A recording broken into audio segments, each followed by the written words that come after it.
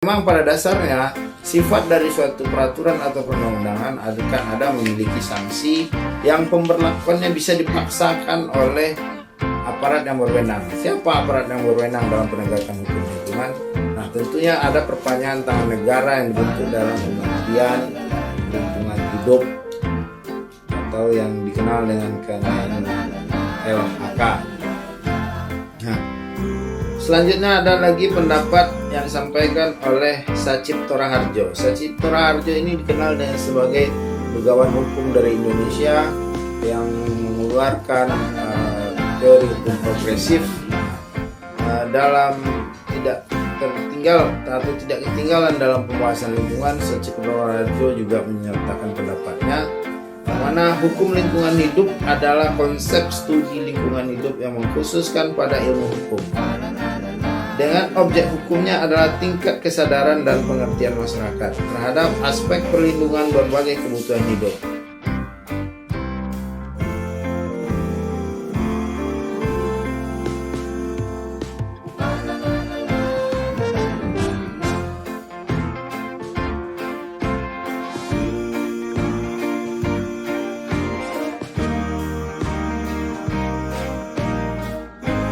Assalamualaikum warahmatullahi wabarakatuh. Alhamdulillahirrahmanirrahim. Wal akibatu lil muttaqin. Wassalatu wassalamu ala asyrafil anbiya'i wal mursalin wa ala alihi washabihi rasulillahi ajmain. Syukur kita kehadiran Allah Subhanahu wa taala dengan mengucapkan alhamdulillahirabbil alamin. Bosan-bosannya sebagai bentuk kita umat yang bertakwa, insan yang beriman yang menegakkan tauhid kepada Allah. Atas segala nikmat dan karunia yang telah diberikan kepada kita selama ini, baik nikmat iman, nikmat kesehatan, dan nikmat kesempatan sehingga kita bisa belajar, kuliah walaupun dalam posisi daring.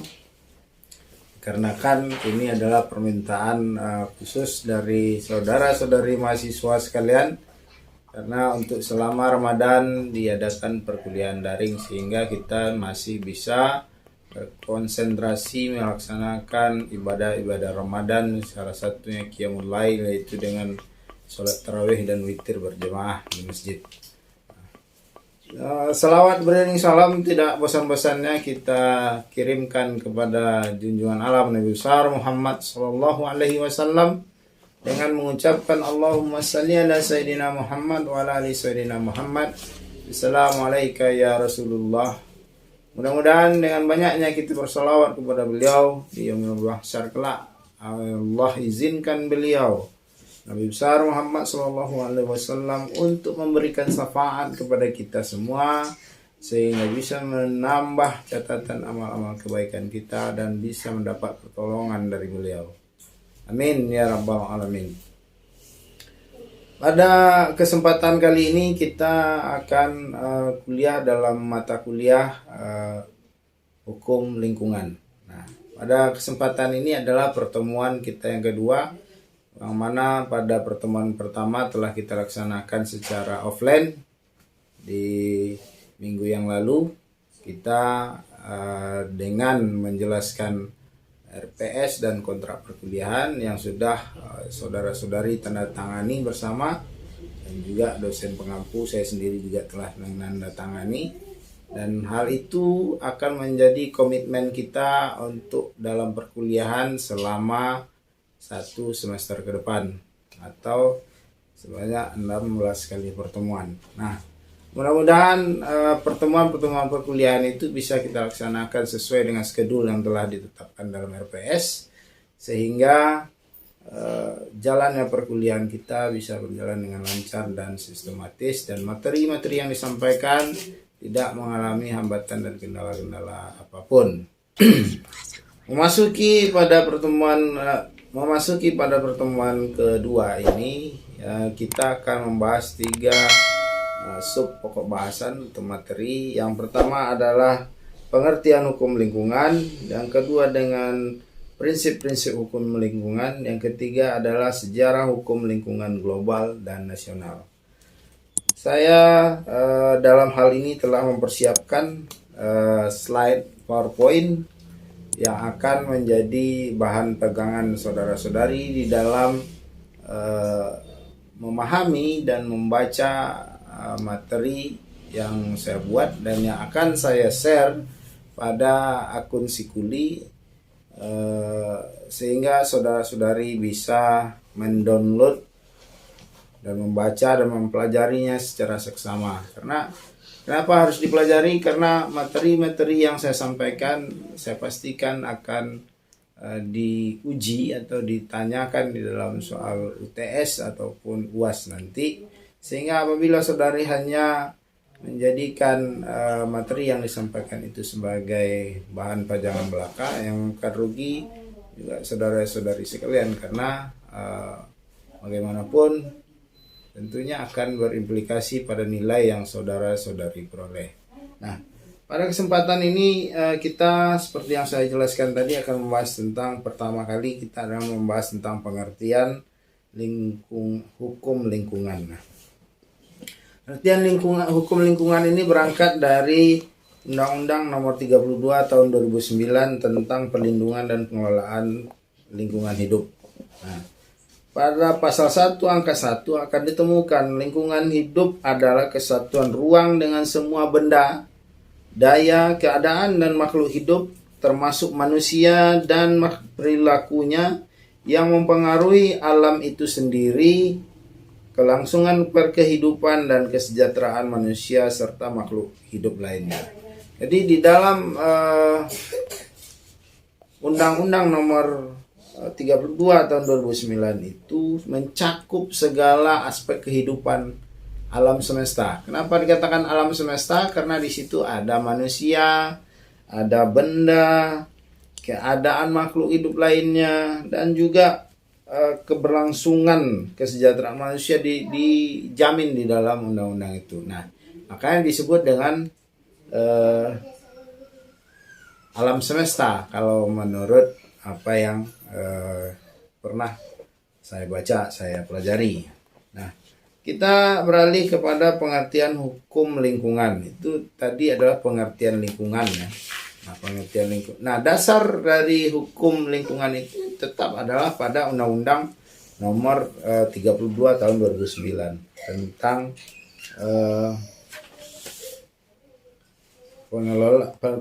perlindungan dan pengelolaan lingkungan hidup.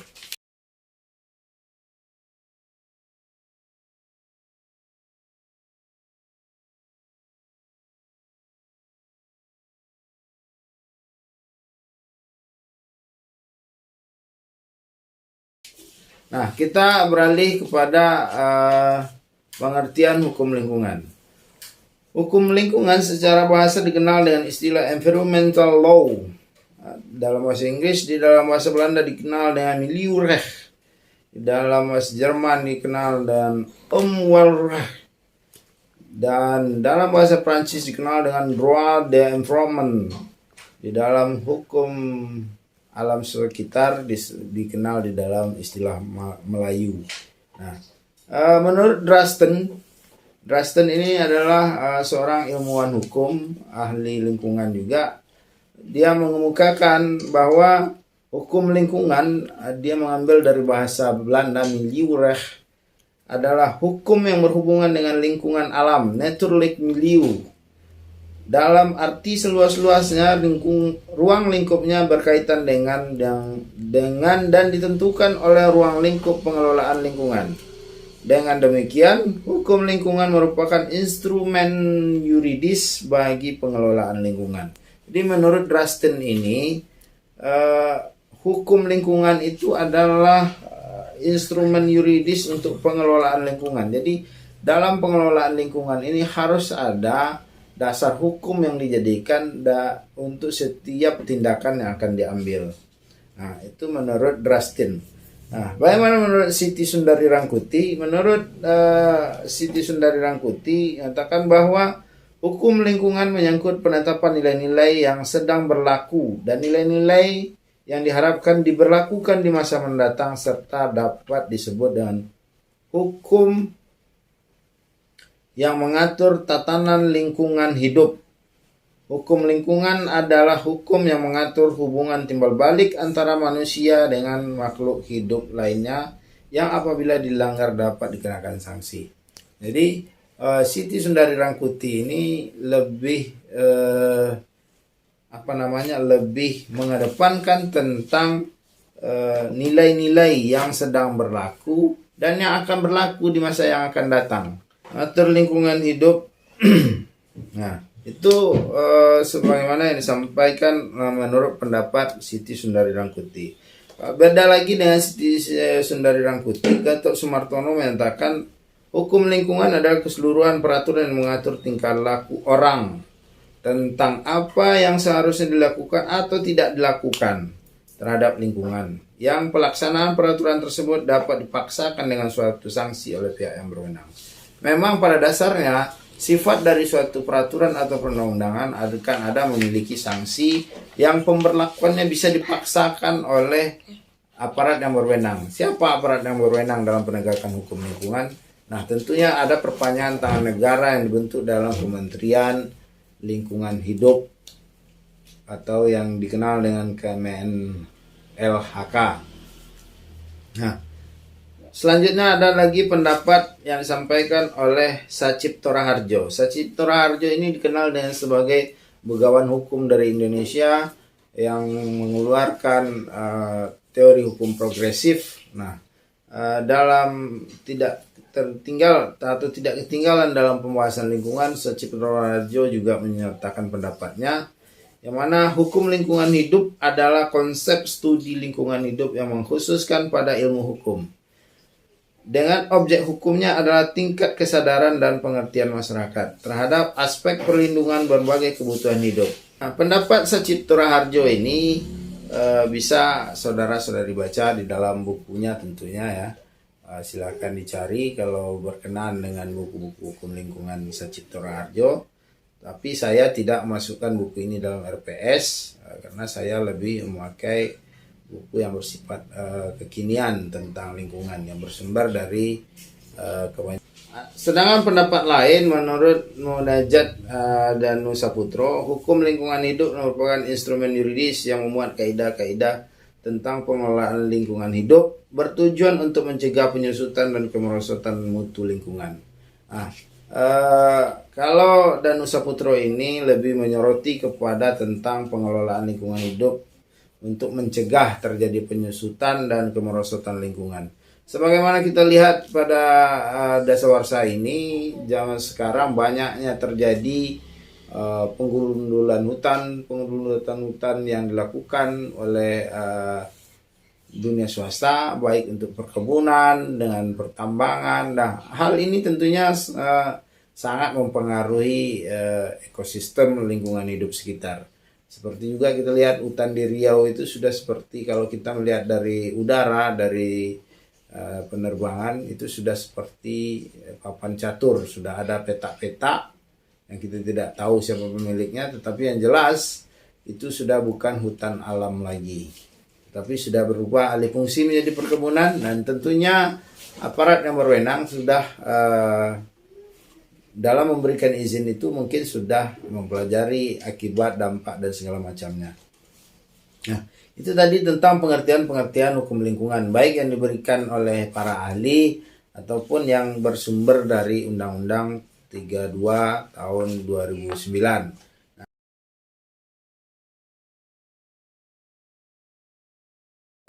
Selanjutnya kita akan membahas tentang prinsip-prinsip atau azas hukum lingkungan. Nah, azas hukum lingkungan ini terdapat pada pasal 2 Undang-Undang nomor 32 tahun 2009. Apa saja prinsip-prinsip atau azas hukum lingkungan yang diatur dalam Undang-Undang nomor 32 tahun 2009 tersebut? Yang pertama adalah tanggung jawab negara. Yang kedua adalah tentang kelestarian dan keberlanjutan, selanjutnya keserasian dan keseimbangan, keterpaduan, manfaat, kehati-hatian, terus juga ada keadilan, ekoregion, keanekaragaman hayati, pencemar membayar, partisipatif, kearifan lokal, tata kelola pemerintahan yang baik, dan otonomi daerah.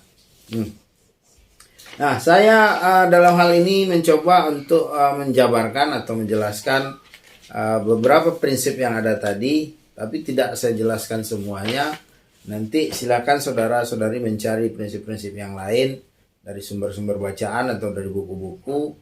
Apa itu prinsip-prinsip yang tidak saya jelaskan di dalam PowerPoint atau slide ini.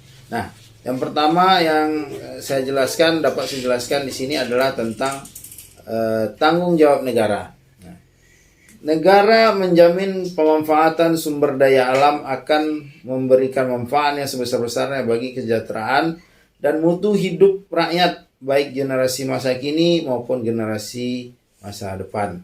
Nah, pemanfaatan sumber daya alam. Nah, ini mungkin menarik untuk kita soroti ya, kita bahas sedikit tentang apa yang ada sekarang. Nah, sumber daya alam adalah hutan. Nah, hutan saat sekarang diberikan izin pengelolaan kepada swasta, baik berupa hutan tanaman industri HTI atau hutan yang diperuntukkan kepada perkebunan. Nah, salah satunya adalah perkebunan kelapa sawit. Nah, perkebunan kelapa sawit notabene adalah menghasilkan suatu minyak mentah yang disebut dengan CPO. Nah, CPO ini bisa diolah dalam berbagai bentuk produk turunannya nanti, yang salah satunya adalah minyak goreng. Nah, fenomena yang terjadi di masyarakat kita pada saat ini adalah tingginya harga minyak goreng yang terjadi. Nah, kenapa hal ini bisa terjadi? Artinya ada sesuatu hal yang salah di dalam pengelolaan lingkungan sumber daya alam. Sedangkan di dalam Undang-Undang 32 tahun 2009 dinyatakan bahwa negara menjamin pemanfaatan sumber daya alam akan memberikan manfaat yang sebesar-besarnya bagi kesejahteraan dan mutu hidup rakyat. Nah, sekarang coba silahkan saudara-saudari mengamati, mengambil kesimpulan apakah pemanfaatan sumber daya alam dalam bentuk hutan, pengalihan dari hutan alam menjadi hutan perkebunan atau menjadi perkebunan kelapa sawit, apakah pemanfaatan ini sudah memberikan kesejahteraan dan perbaikan mutu hidup rakyat? Nah, silakan saudara nilai sendiri. Nah, selanjutnya, negara menjamin hak warga negara atas lingkungan hidup yang baik dan sehat. Hal ini sesuai dengan prinsip deklarasi Rio yang pertama, yang menyatakan human beings are at the center of concern for sustainable development. They are entitled to a healthy and productive life in harmony with nature. Maksudnya di sini adalah manusia berada di tengah-tengah pusat perhatian untuk pembangunan berkelanjutan. Nah, mereka berhak atas kehidupan yang sehat dan yang produktif, yang selaras dengan alam. Artinya deklarasi Rio ini juga menjamin tentang keberlangsungan kehidupan umat manusia di dunia ini dalam keadaan yang sehat, yang produktif, yang selaras dengan alam tentunya. Nah, selanjutnya negara mencegah dilakukannya kegiatan pemanfaatan sumber daya alam yang menimbulkan pencemaran dan atau kerusakan lingkungan. Artinya negara mempunyai upaya persuasif seharusnya ketika terjadi potensi-potensi kerusakan lingkungan alam atau lingkungan hidup yang berpotensi menimbulkan pencemaran dan atau kerusakan lingkungan, maka negara harus membendung atau menjamin hal itu tidak terjadi sehingga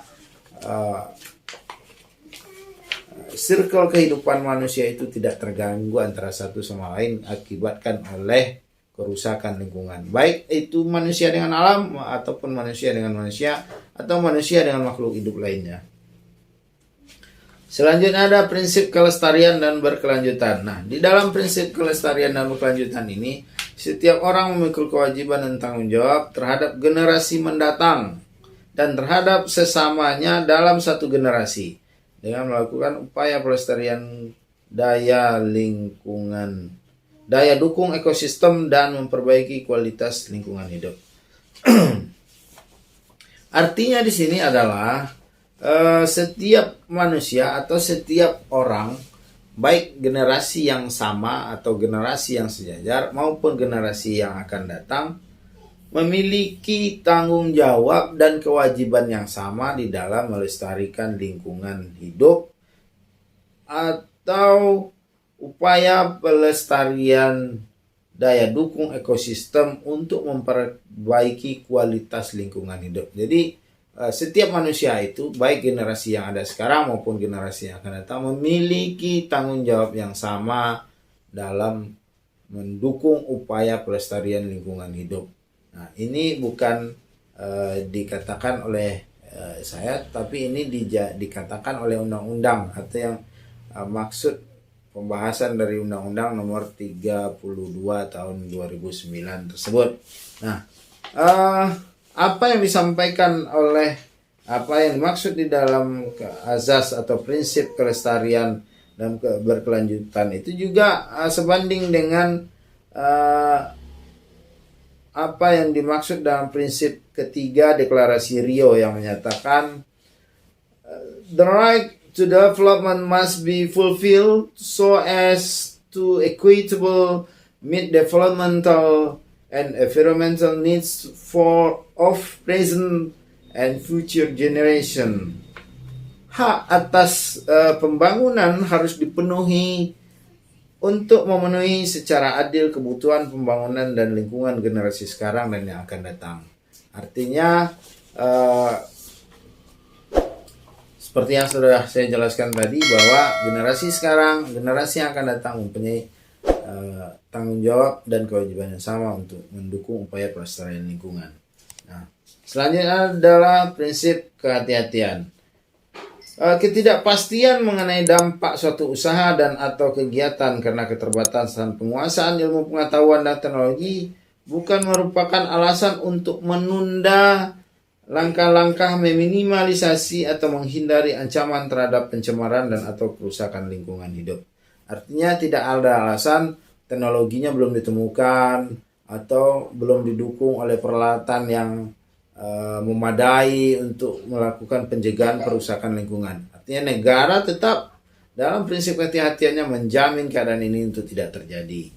Nah, hal ini juga bisa kita lihat di dalam prinsip ke-15 Deklarasi Rio tentang lingkungan hidup yang menyatakan in order to protect the environment, the precautionary approach shall be widely applied by state according to their capabilities, where there the threats of serious or irreversible damage, lack of full scientific certainty shall not be used as a reason for postponing cost-effective measure to prevent environmental degradation. Artinya kira-kira untuk melindungi lingkungan, pendekatan kehati-hatian harus diterapkan secara luas oleh negara-negara sesuai dengan kemampuannya, di mana ada ancaman kerusakan serius atau tidak dapat diubah. Kurangnya kepastian ilmiah tentu tidak boleh digunakan sebagai alasan untuk menunda langkah-langkah hemat biaya untuk mencegah degradasi lingkungan. Artinya sama dengan prinsip kehati-hatian yang dijabarkan tadi, bahwa tidak ada alasan untuk menunda-nunda atau untuk tidak melakukan pencegahan terhadap kerusakan lingkungan. Nah, selanjutnya kita membahas tentang prinsip pencemar membayar. Prinsip pencemar membayar di sini maksudnya adalah para pelaku pencemaran lingkungan tentunya harus bertanggung jawab dalam memenuhi atau menanggung segala biaya yang ditimbulkan untuk pemulihan lingkungan hidup setempat yang terjadi pencemarannya. Apa bunyinya? Nah, setiap penanggung jawab yang usaha dan atau kegiatan yang menimbulkan pencemaran dan atau kerusakan lingkungan hidup wajib menanggung biaya pemulihan lingkungan hidup atau wajib menanggung seluruh biaya lingkungan. Nah, artinya pelaku usaha atau penanggung jawab usaha yang telah melakukan pengrusakan lingkungan hidup, maka dia wajib menanggung seluruh biaya untuk pemulihan lingkungan. Nah, ini adalah secara teori atau secara teoritis yang diatur di dalam perundang-undangan. Bagaimana prakteknya? Bagaimana prakteknya, Allahu a'lam bishawab. Saudara bisa melihat dengan sendirinya apakah pencemaran lingkungan yang terjadi di negara kita sudah dilakukan pencegahan atau sudah dilakukan penanganan. Apakah pelaku atau penanggung jawab usaha tersebut telah memulihkan kembali keadaan lingkungan yang telah tercemar. Nah, hal ini juga dibandingkan dengan pengertian dengan prinsip 16 Deklarasi Rio, yaitu menyatakan national authority shall and effort to promote the internationalism of environmental cause and the use economic instrument, taking into account the approach that the popular soul in principle bear the cause of pollution, with due regard to the public interest and without distorting international trade and investment.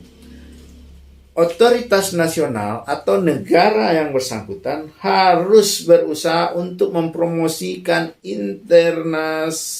internalisasi biaya lingkungan dan penggunaan instrumen ekonomi dengan mempertimbangkan pendekatan bahwa pencemar harus pada prinsipnya menanggung biaya pencemaran dengan memperhatikan kepentingan umum dan tanpa mendistorsi perdagangan internasional dan investasi. Nah, di sini cukup jelas dunia internasional juga menekankan bahwa yang melakukan pencemaran harus menanggung jawab atau bertanggung jawab terhadap seluruh biaya dalam pemulihan lingkungan tersebut tanpa mencegah terjadinya distorsi atau tanpa mendistorsi perdagangan internasional atau investasi maksudnya. Nah, selanjutnya adalah partisipatif. Setiap anggota masyarakat didorong untuk berperan aktif dalam proses pengambilan keputusan dan pelaksanaan perlindungan dan pengelolaan lingkungan hidup baik secara langsung maupun tidak langsung. Azas partisipatif ini berkaitan dengan azas tata kelola pemerintahan yang baik. Nah, artinya setiap masyarakat itu didorong peran aktifnya untuk proses pengambilan keputusan dan pelaksanaan perlindungan dan pencegahan pengelolaan lingkungan hidup baik secara langsung maupun tidak langsung. Artinya kalau secara langsung mungkin ketika terdapat tertangkap tangan ada pelaku usaha atau penanggung jawab usaha melakukan pencemaran lingkungan, kalau individual atau anggota masyarakat tersebut mampu untuk melakukan pencegahan, mungkin itu boleh dilakukan pencegahan pada saat yang bersamaan. Tetapi sebagai tindak lanjutnya tetap harus membuat laporan atau pengaduan kepada aparat yang berwenang. Nah, kalau tidak mampu melakukan itu, maka bisa dilakukan dengan cara anggota masyarakat tersebut mendatangi aparat berwenang setempat dan melaporkan apa yang terjadi terhadap kerusakan lingkungan yang ada di daerahnya atau di wilayahnya. Nah, ini yang dimaksud dengan partisipatif. Nah, partisipatif ini juga diatur ya, juga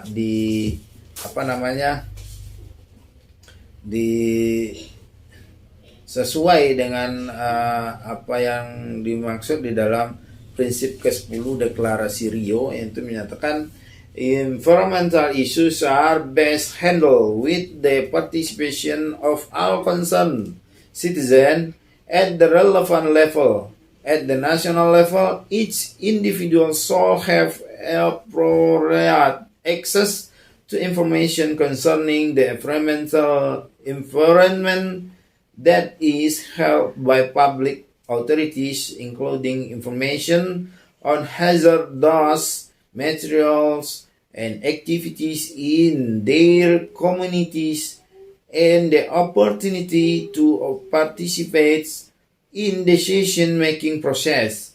States shall facilitate and encourage public awareness and participation by making information widely available, effective access to judicial and administrative proceeding, including redress and remedy shall be provided. Yang artinya kira-kira masalah lingkungan paling baik ditangani dengan partisipasi semua warga negara yang peduli di tingkat yang paling relevan, di tingkat nasional. Setiap individu harus memiliki akses yang tepat terhadap informasi mengenai lingkungan yang dimiliki oleh otoritas publik, termasuk informasi tentang bahan dan kegiatan berbahaya di komunitas mereka, dan kesempatan untuk berpartisipasi dalam proses pengambilan keputusan.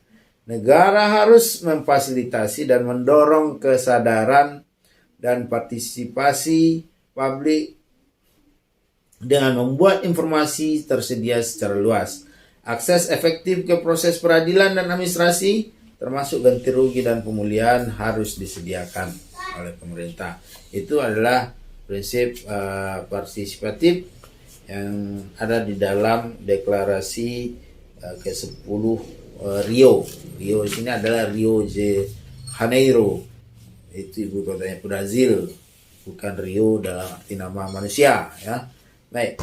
Nah, selanjutnya ada prinsip atau azas pencegahan dini. Prinsip pencegahan dini atau precautionary principle secara teoritis atau praktis mengandung makna bahwa apabila terdapat ancaman atau adanya pencemaran kerusakan lingkungan yang tidak dapat dipulihkan, ketiadaan pembuktian ilmiah yang konklusif dan pasti tidak dapat dijadikan alasan menunda upaya-upaya pencegahan terhadap kerusakan lingkungan.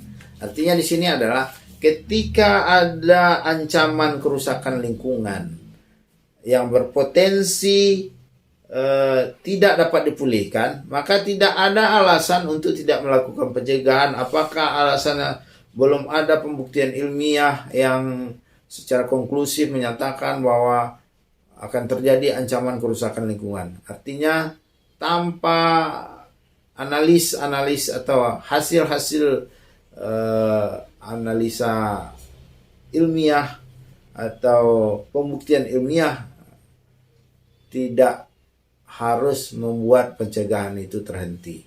Nah, artinya pencegahan dini itu harus tetap dilaksanakan. Selanjutnya ada keanekaragaman hayati. Nah, prinsip perlindungan keanekaragaman hayati, biodiversity conservation, merupakan prasyarat antar generasi, intergenerational equality principle. Perlindungan keragaman hayati juga terkait dengan masalah pencegahan, sebab pencegahan kepunahan jenis dan keragaman hayati diperlukan pencegahan dini. Nah, apa keragaman hayati yang perlu dilakukan pencegahannya dari kepunahan? Contoh, ada di Sumatera itu disebut dengan harimau Sumatera. Kalau pada zaman dahulu mungkin zaman sebelum terjadinya perubahan alih fungsi hutan secara masif, mungkin masih banyak harimau, gajah, dan hewan-hewan lainnya yang mungkin tidak perlu dilindungi karena keberadaannya cukup banyak. Tetapi pada saat sekarang keberadaannya mulai langka dan mulai diambang kepunahan seperti harimau Sumatera. Survei terakhir menyatakan di Sumatera hanya ada sekitar 80 ekor saja harimau.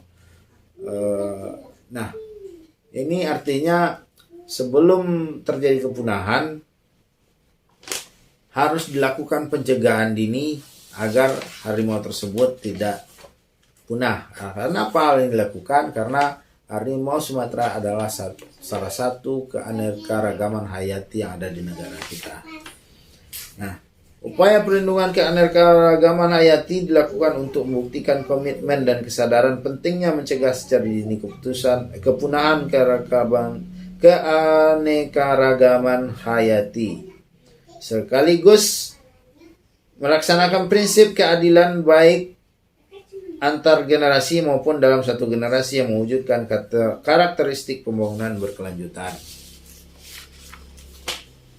Selanjutnya ada tentang prinsip internalisasi biaya lingkungan. Nah, prinsip ini berangkat dari suatu keadaan penggunaan sumber-sumber lingkungan hidup merupakan kecenderungan dari dorongan pasar.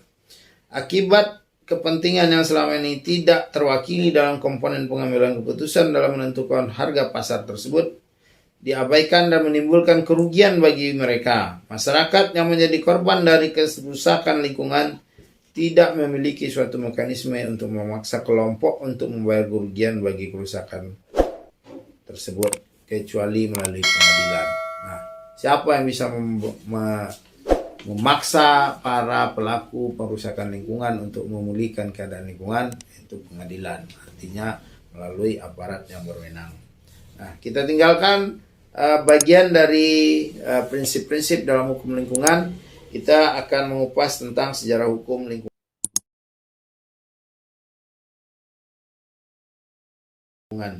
Yang pertama ada sejarah hukum lingkungan secara global, dan yang kedua ada sejarah hukum lingkungan secara nasional. Pertama, kita akan bahas sejarah hukum lingkungan secara global. Nah, sejarah hukum lingkungan global. Perkembangan hukum lingkungan tidak dapat dipisahkan dari gerakan sedunia untuk memberikan perhatian lebih besar kepada lingkungan hidup. Mengingat kenyataan bahwa lingkungan hidup telah menjadi masalah yang perlu ditanggulangi bersama demi kelangsungan hidup di dunia ini. Nah, artinya masalah lingkungan ini bukan hanya menjadi suatu masalah teritorial suatu negara, tetapi sudah menjadi suatu isu global karena kita hidup di bumi yang sama, kita hidup di alam yang sama.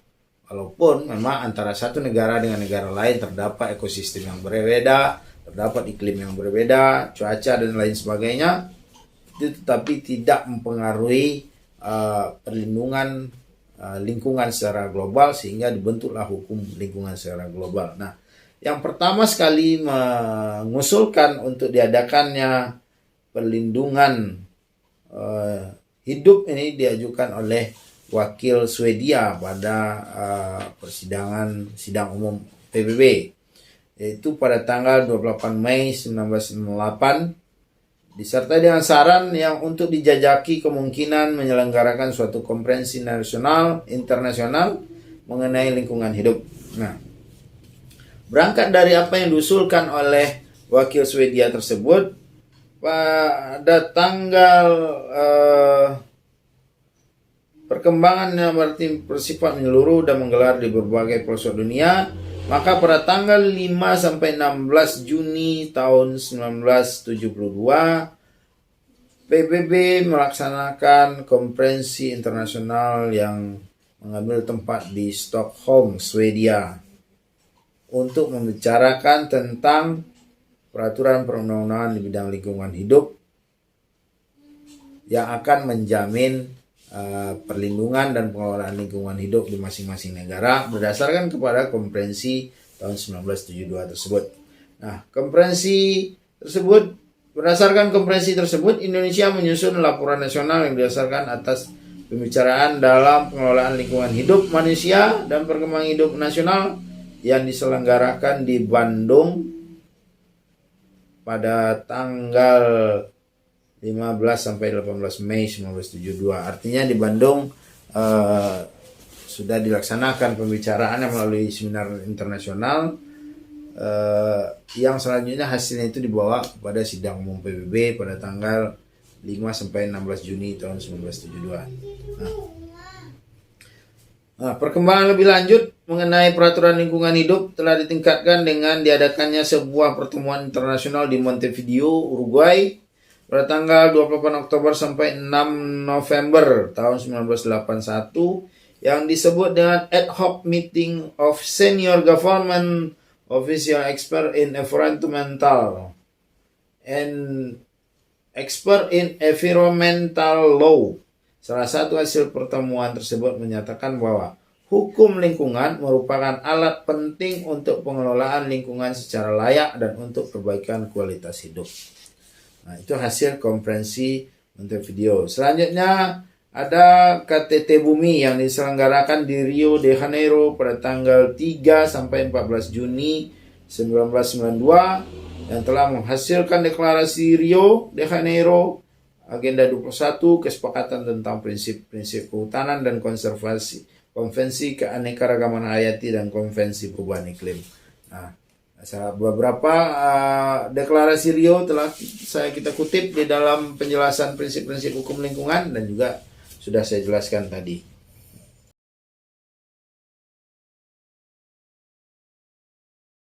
Sekarang kita beralih kepada sejarah hukum lingkungan nasional. Nah, bagaimana pengaturan hukum lingkungan nasional? Sejarahnya dimulai dari mana? Pertama, sejarah dimulai dari pembukaan keempat alinea Undang-Undang Dasar tahun 1945. Apa bunyi alinea keempat? Kemudian daripada itu untuk membentuk suatu pemerintahan negara Indonesia yang melindungi segenap bangsa Indonesia dan seluruh tumpah darah Indonesia untuk memajukan kesejahteraan umum, mencerdaskan kehidupan bangsa dan ikut melaksanakan ketertiban dunia yang berdasarkan kemerdekaan, perdamaian abadi dan keadilan sosial, maka disusunlah kemerdekaan kebangsaan Indonesia yang terbentuk dalam suatu susunan negara. Republik Indonesia berkedaulatan rakyat dengan berdasar kepada ketuhanan yang Maha Esa, kemanusiaan yang adil dan beradab, persatuan Indonesia dan kerakyatan yang dipimpin oleh hikmat kebijaksanaan dalam permusyawaratan perwakilan serta dengan mewujudkan suatu keadilan sosial bagi seluruh rakyat Indonesia. Pesan moral atau pesan dasar yang terdapat di dalam secara tersirat jelas disebutkan di dalam pembukaan Undang-Undang Dasar 1945 alinea keempat bahwa bangsa Indonesia atau negara Indonesia melindungi segenap bangsa Indonesia dan seluruh tumpah darah Indonesia untuk memajukan kesejahteraan umum. Nah, artinya di dalam pembukaan undang-undang itu sendiri sudah ada cikal bakal tentang masalah perlindungan lingkungan hidup atau hukum lingkungan di negara kita. Nah, lanjutan dari pembukaan alinea keempat tersebut, di dalam pasal 33 ayat 3 dirumuskan bumi dan air dan kekayaan alam yang terkandung di dalamnya dikuasai oleh negara dan dipergunakan untuk sebesar-besarnya kemakmuran rakyat. Nah, kembali kepada bumi, air, dan kekayaan alam yang terkandung di dalamnya. Apakah sudah dimanfaatkan untuk sebesar-besarnya kemakmuran rakyat? Itu bisa menjadi bahan pemikiran saudara-saudara sendiri. Bisa lihat dari harga minyak goreng yang sangat tinggi, BBM jenis solar yang sempat langka di daerah kita, khususnya Provinsi Riau ini dan beberapa provinsi di Sumatera, di Pulau Sumatera juga terjadi kelangkaan BBM solar.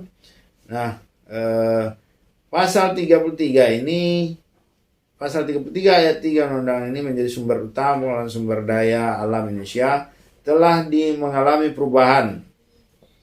Amandemen keempat ditambahkan pasal ada ayat 4. Selengkapnya berbunyi, perekonomian nasional diselenggarakan berdasar atas demokrasi, ekonomi dengan prinsip kebersamaan, efisiensi, berkeadilan, berkelanjutan, berwawasan lingkungan, kemandirian, serta dengan menjaga keseimbangan, kemajuan, dan kesatuan ekonomi nasional.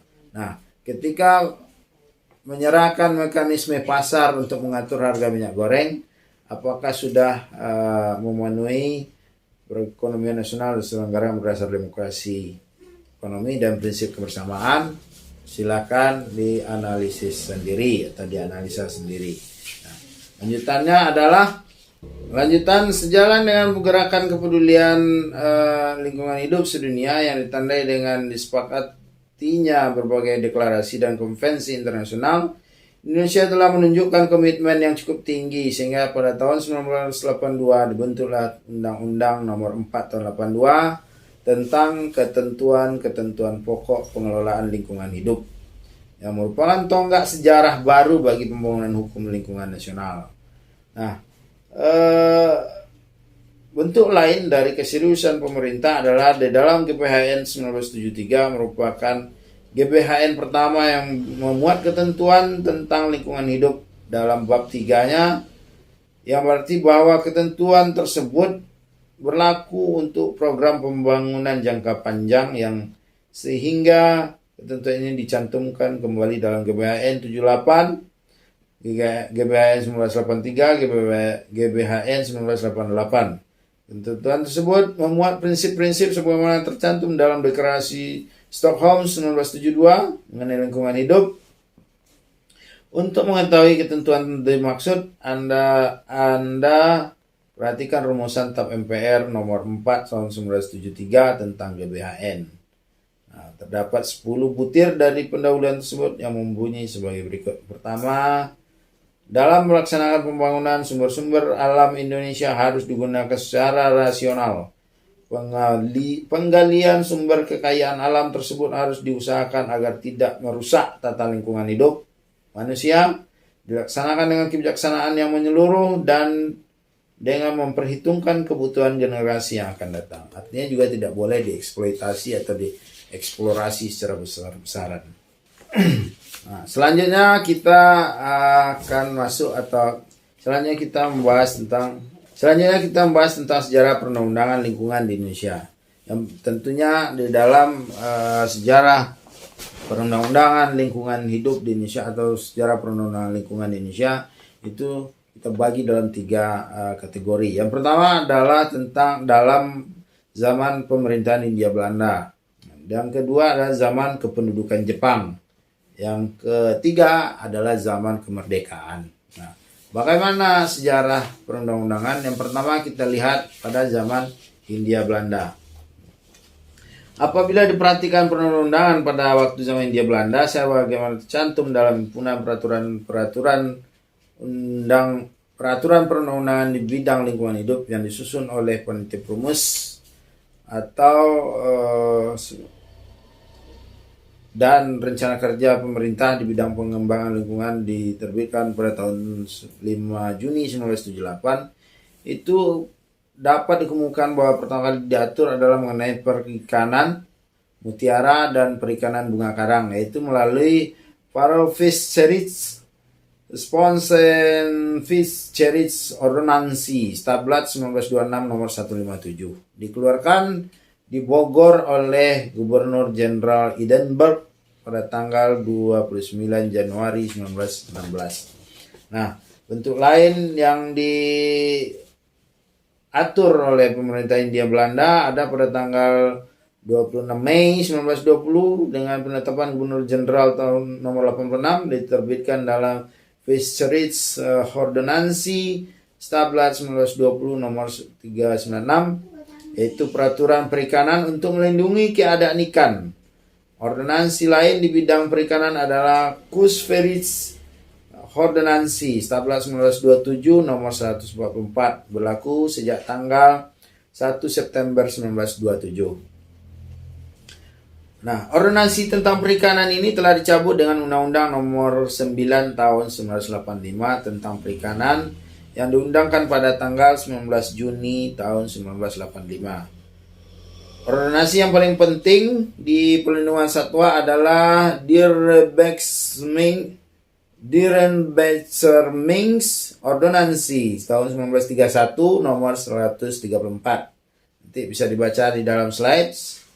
Kita sama-sama bukan orang Belanda, mungkin pembacaan bahasa Belanda yang agak sedikit belepotan, tapi tetap kita harus membiasakan dengan istilah-istilah asing tersebut.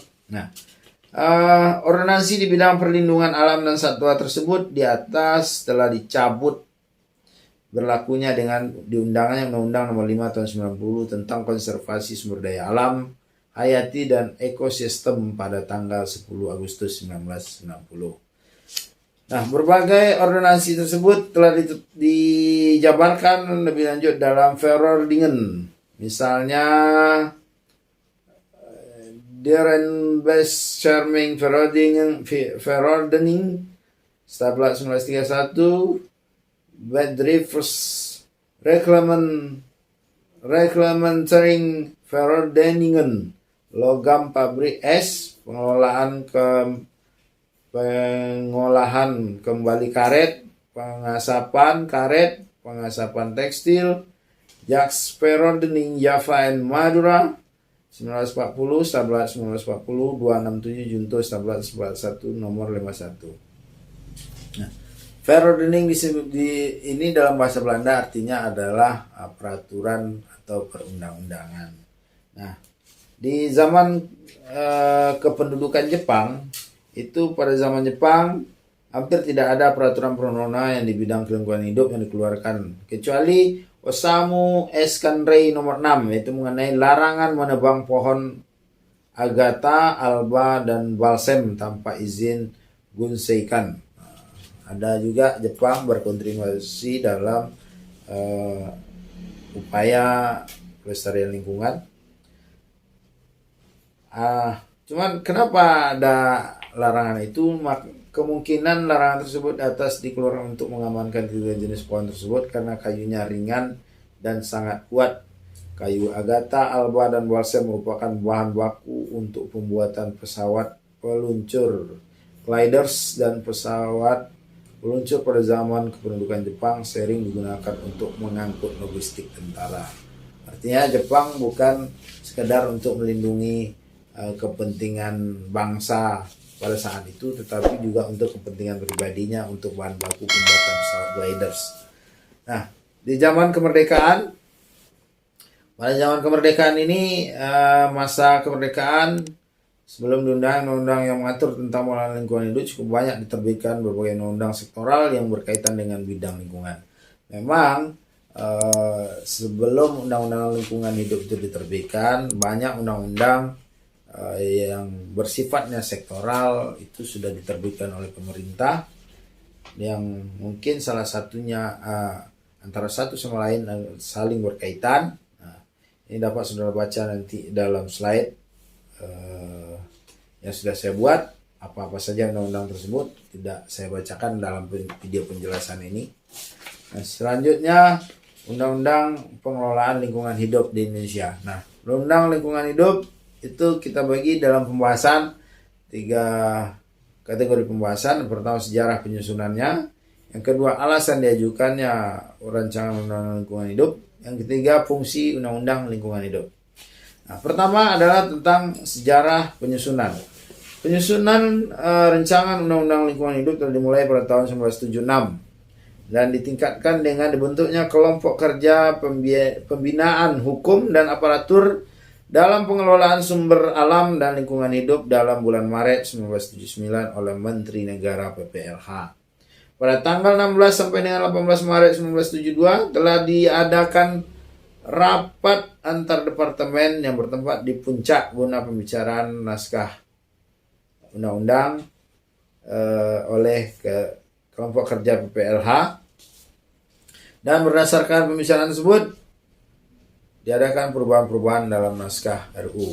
Nah, pada tanggal 23 Januari 82 Menteri PPLH menyampaikan keterangan pemerintah dalam keterangan pemerintah mengenai RU Lingkungan Hidup yang diusulkan kemudian dengan penandatanganan umum praksi-praksi yang dilaksanakan pada tanggal 2 Februari 1982. Jawab pemerintah umum tersebut diberikan pada tanggal 15 Februari 1982. Nah, pada tanggal 25 Februari 82 dengan aklamasi RUU Lingkungan Hidup hasil pansus disetujui saat sidang paripurna pada tanggal 11 Maret 1982 telah disahkan Undang-Undang Nomor 4 Tahun 82 tentang ketentuan-ketentuan pokok pengelolaan lingkungan hidup. Nah, selanjutnya alasan diajukannya RUU Lingkungan Hidup. Apa alasan diajukannya RUU Lingkungan Hidup? Yang pertama, di dalam Pelita 3 bab 7 tentang sumber daya alam lingkungan hidup tertera petunjuk mengenai perlunya undang-undang. Nah, inilah salah satu alasan untuk diajukannya RUU Lingkungan Hidup. Peraturan perundang-undangan yang ada kurang memuat segi lingkungan hidup, karena undang-undang yang ada sebelumnya tersebut adalah undang-undang yang bersifat perlindungan secara sektoral dan kelompok-kelompok, sehingga dipandang belum memenuhi belum memenuhi sisi perlindungan lingkungan hidup secara komprehensif. Nah, juga ada alasannya peraturan perundang-undangan yang ada kurang memuat sisi lingkungan hidup, sehingga kesadaran lingkungan sudah meningkat. Ini kebalikannya, sebaliknya kesadaran lingkungan hidup sudah meningkat di kalangan produsen selaku perusak lingkungan potensial. Nah, arah pembangunan jangka panjang tertuju pada pembangunan manusia Indonesia seperti tercantum dalam GBHN. Nah, apa fungsi dari Undang-Undang Lingkungan Hidup? Nah, fungsi dari Undang-Undang Lingkungan Hidup tentunya adalah untuk memproteksi atau melindungi keberlangsungan lingkungan hidup tetap terjaga dari generasi sekarang sampai generasi yang akan mendatang. Itulah fungsi Undang-Undang Lingkungan Hidup. Nah, apa saja perubahan yang terjadi dalam Undang-Undang Perubahan Lingkungan Hidup? Yang pertama diundangkan adalah Undang-Undang Nomor 4 Tahun 1982 tentang ketentuan pokok pengelolaan lingkungan hidup. Selanjutnya dirubah dengan Undang-Undang Nomor 23 Tahun 1997 tentang pengelolaan lingkungan hidup. Dan terakhir Undang-Undang Nomor 32 Tahun 2009 tentang perlindungan dan pengelolaan lingkungan hidup. Nah, terima kasih atas segala perhatian. Demikian materi video pembelajaran kali ini.